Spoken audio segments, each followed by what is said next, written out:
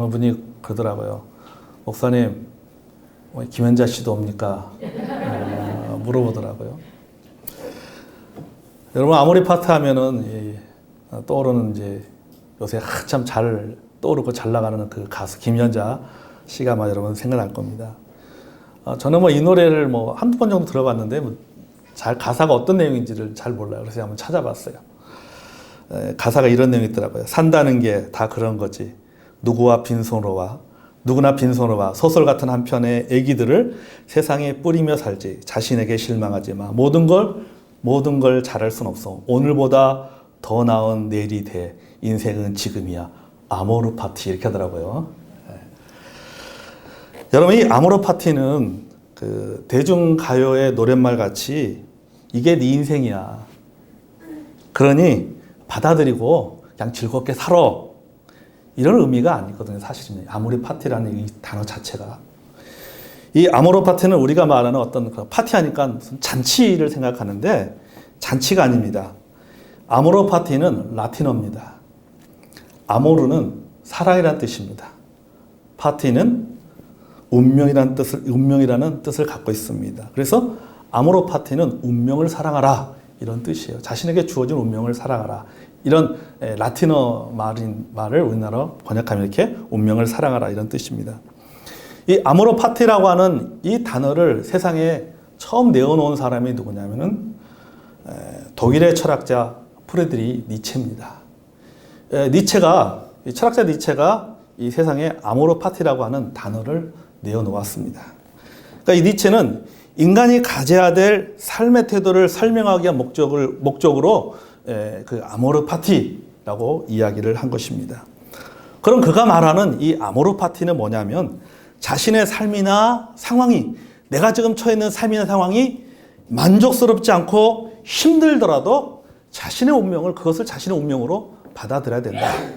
그러나 운명을 받아들이는 것이 자신에게 주어진 고난에 굴복하거나 체념하면서 이게 내 운명이구나. 그러니까 이렇게 살 수밖에 없구나. 체념하면서 수동적으로 살아가는 삶의 태도를 의미하지 않습니다. 니체가 말하는 아모르 파티는 자신의 삶에서 일어나는 고난과 어려움까지도 받아들이는 적극적인 삶의 태도를 의미하는 것입니다. 즉 뭐냐면 부정적인 상황을 긍정으로 바꾸고 위기를 기회로 만들어가는 삶의 태도를 말하기 위해서 이 니체는 아모르 파티라고 하는 단어를 이야기한 것입니다. 그러니까 여러분은 이 김윤자 씨가 부르는 아모르 파티라고 하는 그 대중가요 가사하고는 굉장히 많은 차이가 있는 거예요, 실제는. 그냥 대중가요에서 말하는 것은 이게 너의 인생이니까 너의 운명이니까 그거 받아들여 그냥 그렇게 살아 라고 한다면 니체가 말하는 아모르 파티라고 하는 원래의 의미는 그게 아니라 이것이 너의 운명이지만은 그렇다고 해서 포기하지 말고 적극적으로 살아나가라고 하는 거예요. 그것을 어려움을 극복하고 또 위기를 기회로 만들고 고난을 통해서 더 성장과 성숙하기 위한 삶의 태도를 가지고 살아가라는 거예요. 그게 바로 뭐냐면 그게 바로 아모르 파티예요.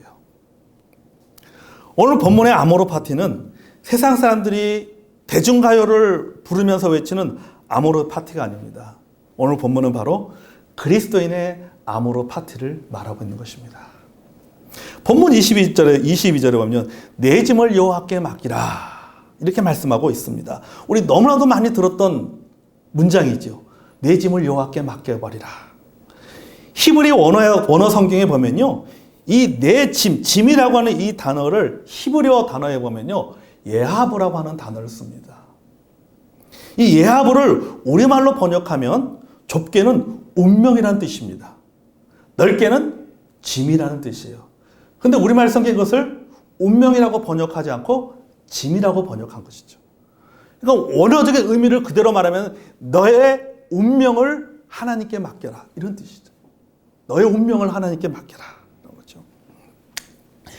이 시편에 보면요, 분깃이라는 단어가 있습니다. 여러분 많이 들었죠? 분깃. 여호와는 나의 분깃. 이 분깃이라는 이 단어가 히브리어로 예하브입니다. 그러면은 우리말로 번역하면 뭐예요? 운명이라는 뜻이에요. 그러니까 여호와는 뭐예요? 여호와는 나의 운명이다라는 뜻이에요. 분깃이라는 뜻이. 여호와는 나의 운명이다. 이 본문에서 예하브도 마찬가지입니다. 운명입니다. 너의 운명을 여호와께 맡기라고 쓰여지는 것입니다. 자, 여러분 우리가 짐이라고 하면 여기 본문에는 내 짐을 번역을 했는데 우리가 짐이라고 표현하는 단어들을 가만히 생각해 보면은 이게 운명하고도 연관되어져 있어요. 그죠? 그게 네 짐이야. 그게 당신의 짐이야. 그게 우리 가족이 짊어지고 와야 될 짐이야. 라는 말은 결국 그게 뭐예요? 그것이 너의 운명이라는 뜻이잖아요. 그게 우리 가족들의 운명이야. 그런 의미로 우리가 다가옵니다. 그러니까 우리 정서에서 그게 너의 운명이야. 그게 너의 당신들의 가족들의 운명이야라고 말하는 것은 마치 동양 철학으로 좀 생각해 보면요, 그게 너의 팔자야라고 말하는 것과 똑같아요. 그죠? 그게 네 팔자야. 우리 그런 말, 어른들은 그런 말 많이 쓰잖아요. 이게 너의 운명이라는 표현보다는 그게 너 팔자야, 당신 팔자야라고 하는 게 그게 결국은 뭐냐면 그게 당신 운명이라는 뜻이거든요. 그게 당신이 짊어지고 가야 될 짐이야라는 그런 의미거든요. 그래서 옛날 분들은 큰일 겪으면서 하는 일이 말은 무슨 표현을 씁니까? 아이고 내 팔자야. 아이고 내 팔자야 그런단 말이죠. 그러니까 내 팔자라고 하는 것은 결국 이것이 당신이 타고나는 운명이다. 이런 뜻이잖아요. 이미 결정되어졌다는 뜻입니다. 당신이 타면서 팔자라고 하는 것은 당신이면서 태어나면서부터 당신의 인생은 결정되어졌다라고 하는 것이 그게 바로 팔자잖아요. 동양책에서 말하는 팔자입니다. 여러분, 그래서 이 말은 주로 아이고 이게 내 운명이야, 팔자야, 이게 내 짐이야 라고 말할 때는 주로 어떨 때 많이 써요? 신세 타령할 때 많이 쓰잖아요. 신세 타령할 때 자신의 그런 그 신세 처지를 한탄하면서 신세 타령하면서 아이고 내 팔자야, 아이고 내 팔자, 아이고 내 짐이야, 이게 내가 평생 짊어지고 가야 될 짐이란 말인가, 그렇게 우리가 그렇게 표현을 합니다. 그러니까 여러분 여기 보면은 이 운명이라는 단어도 그렇고 짐이라고 하는 단어도 그렇고 우리가 소위 동양처에서 말하는 팔자라고 하는 단어도 긍정보다는 부정의 뉘앙스가 굉장히 강해요. 행복보다는 불행의 의미로 다가옵니다. 기쁨보다는 슬픔, 형통보다는 고난의 느낌을 줍니다. 그럼 본문에서 말하는 운명이라고 하는 것은 도대체 무엇인가라고 하는 거죠. 오늘 본문에 보면 다윗이 우리에게 아모르파티를 말하고 있습니다. 그럼 다윗이 말하는 아모르파티, 오늘 본문에서 말하는 운명이라고 하는 것은 도대체 무엇인가라고 하는 것입니다. 다윗은 자신의 운명에 대해서 두 가지를 말하고 있습니다. 한 가지는 현실적인 운명입니다. 그것은 바로 지금 내가 처해 있는 운명이라고 하는 거죠. 여러분 시편 55편 전체를 읽어보면요, 다윗이 처한 상황이 그렇게 좋은 상황이 아니라는 것을 우리는 쉽게 알 수가 있습니다. 자, 1절부터 7절까지 한번 같이 읽어볼까요? 자, 우리 PPT에 보겠어요. PPT에 있는 거 같이 읽어서 시작. 하나님이여 내 기도에 귀를 기울이시고 내가 간구할 때 숨지 마소서. 내게 굽히사 응답하소서. 내가 근심으로 편하지 못하여 탄식하오니 이는 원수의 소리와 악인의 압제 때문이라. 그들이 죄악을 내게 더하며 노하여 나를 핍박하나이다. 내 마음이 내 속에서 심히 아파하며 사망의 위험이 내게 이르렀도다. 두려움과 떨림이 내게 이르고 공포가 나를 덮었도다. 나는 말하기를 만일 내게 비둘기같이 날개가 있다면 날아가서 편히 쉬리로다. 내가 멀리 날아가서 광야에 머무리로다. 아멘. 자, 지금 다윗은 지금의 어려움과 고통을 피해서 어디로든지 달아나 숨고 싶은 게 지금 다윗의 솔직한 심정이에요. 내가 날개가 있으면 날아가고 싶다는 거예요. 그는 왕입니다. 왕이라고 하는 것은 굉장히 명예로운 자리입니다. 하지만 스트레스가 심한 자리입니다. 정책을 하나 결정하더라도 이쪽 말을 들으면 저쪽이 반대하고 저쪽 말을 들으면 이쪽이 반대합니다. 그러니까는 스트레스가 참 많겠죠. 그런데 이것보다 더 힘든 것은 뭐냐? 바로 인간관계. 사람과의 관계가 힘든 거예요. 본문에서는 보면요. 사람들로부터 이용당하고 배신당하는 것입니다. 어제의 친구가 오늘의 적이 되었습니다. 성전에 함께 가서 예배드리고 교제하던 동료가 원수가 되었습니다. 14절에 보면 이렇게 말하고 있어요. 우리가 같이 재미있게 의논하며 무리와 함께하여 하나님의 집안에서 다녔도다. 나를 힘들게 하던 그 사람이 어떤 사람이냐면 한때는 나와 같이 재미있게 의논했던 사람입니다. 나와 함께 재미있게 하나님 앞에 가서 예배드렸던 성도예요. 믿었던 사람들로부터 상처받았습니다. 와, 이럴 땐 다 때려치고 싶단 말이죠. 사람이 싫어요. 할 수만 있다면 왕이고 사명이고 책임이고 할 것 없이 이런 모든 걸 다 때려치고 비둘기처럼 나도 날개가 있다면 훨훨 날아가고 싶은 거예요. 이게 바로 다윗의 현실적인 운명이에요. 지금 처해 있는. 그건 다윗이 참 진솔하게 고백하고 있는 거죠. 내게 날개가 있다면 날아가서 편히 쉬고 싶다. 이 모든 거 다 버려버리고. 여러분, 우리의 운명은 어떻습니까? 우리에게도 여러분 다윗처럼 다 버리고 싶을 때가 있습니다. 진짜 날개가 있다면 날아가 버리고 싶을 때가 있어요.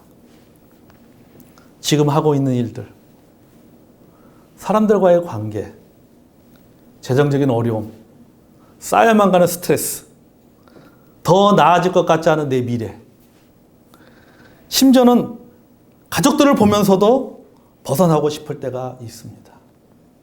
그냥 나만 생각하면 그냥 나가버리고 싶어요. 나 하나만 생각하면. 그렇잖아요? 그런 생각 들 때 있죠? 나만 생각하면 진짜 뭐 가족이고, 뭐 일이고, 관계고 할 거 없이 제가 항상 하는 말이 나는 자연이다.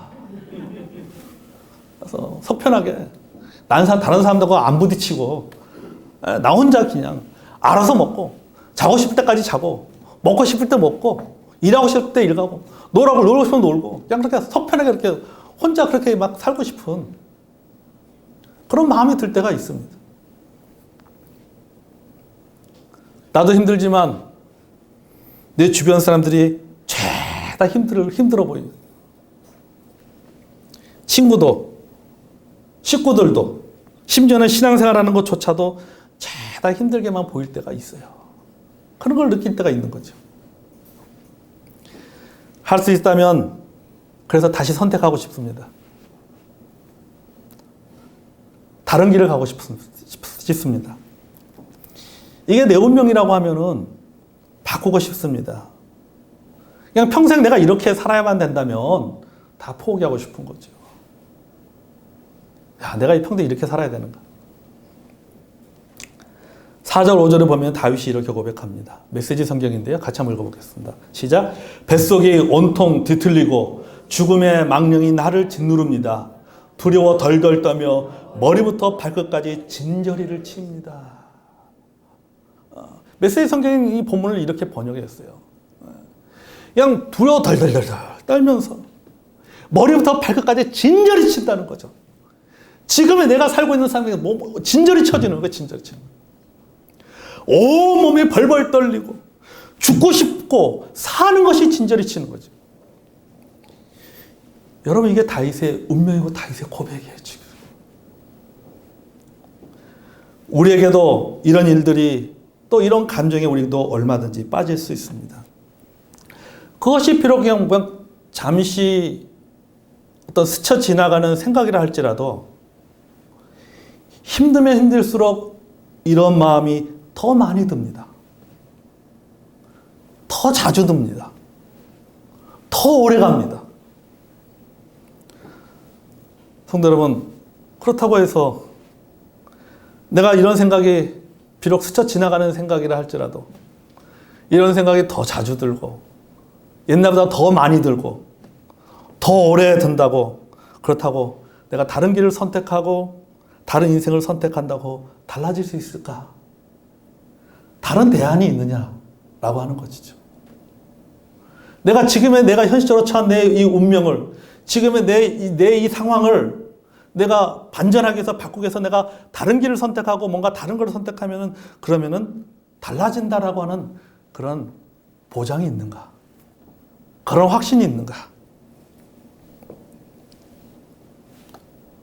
없어요. 없어요. 그 사람이나 이 사람이나 다 알고 보면 다 똑같아. 속된 말로 그놈이나 저놈이나 그러잖아요.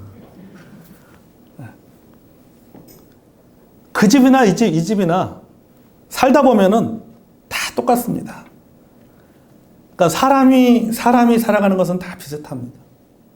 비슷한 문제, 비슷한 어려움을 겪으며 살아가는 것이 인생입니다. 이 아모르 파티의 가사, 대중가요 그 가사처럼 산다는 게 다 그런 거지. 누구나 빈손으로와 소설 같은 한 편의 이야기들을 세상에 뿌리며 살지. 맞잖아요. 우리 그런 얘기 많이 하잖아요. 야, 내가 살아온 얘기 한번 하면 책으로 쓰면 아마 책 몇 권을 쓸 거야. 다 그런 얘기 하잖아요. 그러니까 우리 다 각자의 삶을 보면 진짜 소설 같은 이야기가 있는 거예요. 책으로 만들 만한 그 소재들이 있는 거죠. 어느 것을 선택하든지 우리의 인생은 고단할 수밖에 없다라고 하는 겁니다. 이런 비슷한 상황은 내가 다른 걸 선택한다 할지라도 이런 비슷한 상황은 또 옵니다. 벌벌 떨리고 다 때려치고 싶고 아무도 모르는 곳에 가서 나 혼자 속 편하게 살고 싶은 유혹이 생기는 상황은 앞으로도 옵니다. 그래서 말하는 겁니다. 성경은 아모르 파티. 받아들여라. 이것이 우리의 인생이다라고 하는 거예요. 이것이 저의 인생이고 우리 성도님들의 인생입니다. 여러분, 이게 우리의 현실적인 운명이에요. 그러나 여러분, 이것만 있으면 얼마나 우리가 참 우리 인생이 얼마나 슬프겠습니까? 그러나 우리에게는 또 다른 한 가지 운명이 있습니다. 나는 하나님이 붙잡아 주셔야지만 살 수 있는 운명이고 하나님께 맡겨야만 살 수 있는 운명이라는 거예요. 이게 우리가 가지고 있는 또 하나의 운명이에요. 그러니까 우리에게 현실적인 운명만 있는 것이 아니라 우리에게 또 하나의 운명이 있는데요. 여호와는 나의 분깃. 여호와는 나의 예하부. 그분은 나의 운명이다라고 합니다. 우리가 또 하나의 운명이 있는 거예요.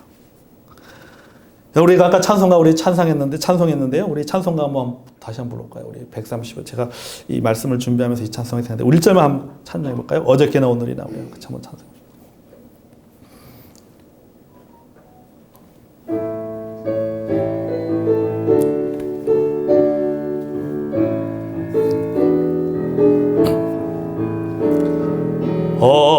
어저께나 오늘이나 어느 때든지 영원토록 변함없는 거룩한 말씀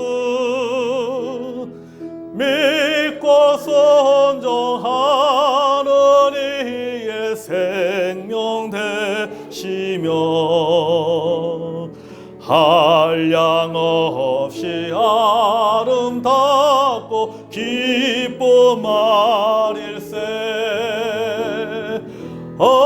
어저께나 오늘이나 영원 무궁히 한결같은 주 예수께 찬양합시다. 세상 지나고 변할지라도 영원하신 주 예수 찬양합시다.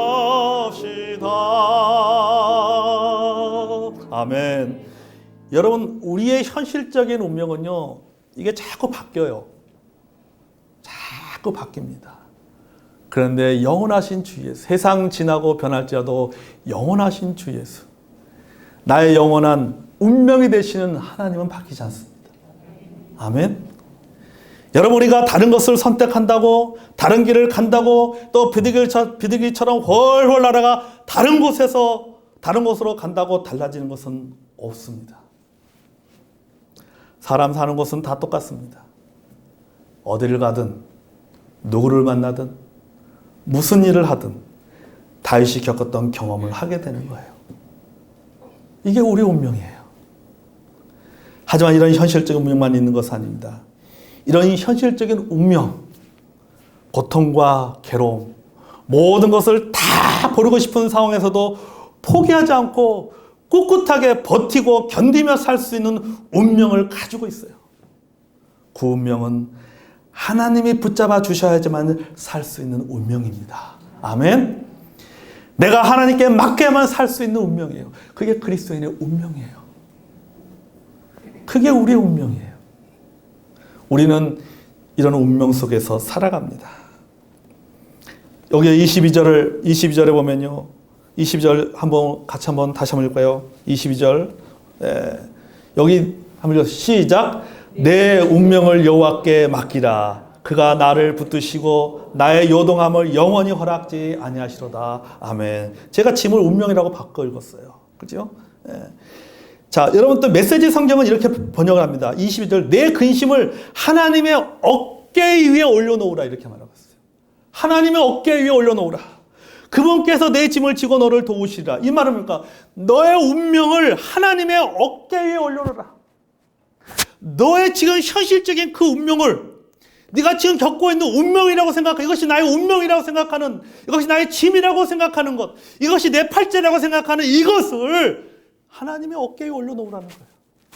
하나님 어깨에. 하나님께서 너의 운명을 지고 너를 도와주실 것이다. 우리가 현실적인 운명 속에서도 우리가 흔들리지 않고 넘어지지 않고 살 수 있는 것, 견뎌낼 수 있는 것, 받아들일 수 있는 것은 하나님이 도우시기 때문이에요. 아멘. 여기 본문에 보면 나를 붙드신다라고 말하잖아요. 나를 붙드신다. 나를 붙든다라고 하는 것은 도와주신다는 의미입니다. 이것이 우리의 또 다른 운명이에요. 그렇기 때문에 우리는 현실의 운명을 담담하게 받아들일 수가 있는 것. 사람들은 어디서 살 것인가에 관심이 많습니다. 내가 어디서 살고 있느냐? 어디서 살고 계세요? 관심이 많습니다. 강남에 살고 있습니다. 좋은 동네 살고 있구만. 강남도 강남 나름이죠. 그죠? 강남에 살고 있습니다. 그러니까 사람들에게 관심이 많은 거예요. 어디에 살고 있느냐? 월세 살고 있느냐? 전세 살고 있느냐? 자기 집에 살고 있느냐? 또 일반 주택에 사느냐? 아파트에 사느냐? 그죠? 또 어느 지역에 사느냐? 관심이 많습니다. 또 거기에 목숨 걸어요. 그렇지 않습니까? 거기에 목숨 겁니다. 또 어떻게 살 것인가에 대해서 관심도 많습니다. 그러니까 장소와 어떤 모습으로 살 것인가에 대해서 굉장히 민감합니다. 그것 때문에 기뻐하기도 하고 그것 때문에 슬퍼하기도 합니다. 사는 장소와 살아가는 모습이 내 운명이라고 생각하는 거예요. 내가 여기서 살 수밖에 없는 것이 이것이 내 운명이고 내가 이런 모습으로 살 수밖에 없는 것이 내 운명이라고 생각합니다. 그러나 여러분, 기쁨의 문제, 행복의 문제는요, 어디서가 아니에요. 어떻게가 문제가 아닙니다. 누구와의 문제예요. 그렇잖아요? 누구와 함께 사느냐가 문제죠. 누구와 함께 하느냐에 따라서 운명이 달라지는 것입니다. 누구와 함께하느냐에 따라서 그 운명을 견뎌낼 수 있냐, 견뎌내지 못하느냐. 함께하는 분이 누구냐가 달라진다는 거죠. 시편 119편 57절에 여호와는 나의 분깃이라고 했습니다. 여기 여호와의 나의 분깃, 여기도 보면 예하브라고 하는 히브리어 단어를 씁니다. 여호와는 나의 운명이라는 뜻입니다. 또 시편 142편 5절에도 말합니다. 우리 같이 한번 읽을까요? 자, 시작. 여호와여, 내가 주께 부르짖어 말하기를 주는 나의 피난처시요 살아있는 사람들의 땅에서 나의 분깃이라. 아멘. 자, 나의 분깃이 뭐라고요? 나의 운명이다. 하나님이 나의 운명이에요. 하나님 나의 운명. 자, 하나님이 나의 운명입니다. 나의 운명 되신 하나님이 나와 함께 하십니다. 나의 운명 되신 하나님이 나를 붙들어 주십니다. 그렇기 때문에 내가 지금 겪고 있는 이 현실적인 운명을 내가 이겨낼 수 있는 거예요. 견뎌낼 수 있는 거예요. 마음 같아서는 나도 비둘기처럼 날개를 내고 훨훨 날고 싶지만은 날 수가 없기 때문에 그래도 이 고난과 현실의 어려움을 내가 그래도 흔들리지만은 넘어지지 않고 견디며 살아갈 수 있는 것은 여호와 하나님께서 나의 분기시기 때문에, 여호와 하나님이 나의 운명이기 때문에, 내 운명이 나는 하나님 앞에 맡겨야 될 운명이고, 나는 하나님이 나를 도와주셔야만 살아갈 수 있는 운명이기 때문에 내 현실적인 운명 속에서 내가 그것을 견디면서 살아갈 수가 있다라고 하는 겁니다. 아멘. 이게 그리스도인의 아모르 파티예요. 이게 바로 이사야서 43장 2절 한번 읽어보겠습니다. 자, 이사야 43장 시작. 내가 불 가운데로 지날 때 내가 너와 함께 할 것이라. 강을 건널 때 물이 너를 침몰하지 못할 것이며 내가 불 가운데 지날 때 타지도 아니할 것이요 불꽃이 너를 사르지 못하리니. 아멘. 자, 여기 보세요. 물 가운데, 불 가운데, 어디서? 라고 하는 것이죠. 어디서? 장소적인 문제입니다. 불이라는 장소, 물이라는 장소 때문에 운명이 달라지는 것이 아닙니다. 함께하는 분, 도와주는 분이 누군가에 따라서 운명이 달라지는 겁니다. 아멘. 불 가운데 살아도, 물 가운데 있어도 하나님이 나와 함께 하시면, 나의 운명 대신 하나님이 나와 함께 하시면은 견뎌낼 수 있는 거예요. 지나갈 수 있는 거예요. 아무리 코로나19라고 하는 것이 우리를 힘들게 하고 어렵게 하고 지치게 만들지만은, 그러나 나의 운명 대신 하나님이 나와 함께 하신다면은 우리는 이것들도 이겨내게 될 줄로 믿습니다. 아멘. 지나게 될 줄로 믿습니다. 이사야서 41장 10절입니다. 같이 한번 읽겠습니다. 시작. 두려워하지 말라. 내가 너와 함께함이라. 놀라지 말라. 나는 내 하나님이 됨이라. 내가 너를 굳세게 하리라. 참으로 너를 도와주리라. 참으로 나의 의로운 오른손으로 너를 붙들이라. 아멘. 하나님이 붙들면 어떤 운명이든지 간에 수용할 수가 있는 거예요. 어떤 운명이든지 간에 견뎌낼 수 있습니다. 내가 할 일은 그저 하나님께 기도로 맡긴 일밖에 없어요. 뭘 하겠습니까? 그죠? 뭐 할 수 있는 게 없어요, 사실요. 내가 지금 현실적으로 처한 이 운명, 이 일들을 내가 뭐 풀어나갈 수 있는 방법이 없어요, 사실은. 그냥 하나님께 맡긴 일밖에 없는 거죠. 그러니까 다윗도 마찬가지예요. 하나님께 맡깁니다. 16절에서 18절 읽어보겠습니다. 자, 16절에서 18절까지 시작. 나는 하나님께 부르짖으니 여호와께서 나를 구원하시려다. 저녁과 아침과 정오에 내가 근심하여 탄식하리니 여호와께서 내 소리를 들으시로다. 나를 대적하는 자가 많더니 나를 치는 전쟁에서 그가 내 생명을 구원하사 평안하게 하셨도다. 아멘. 다윗이 한 일은 나는 하나님께 부르짖는다라고 하는 거죠. 저녁에도 부르짖고, 아침에도 부르짖고, 정오에도 부르짖고. 다른 방법이 없어.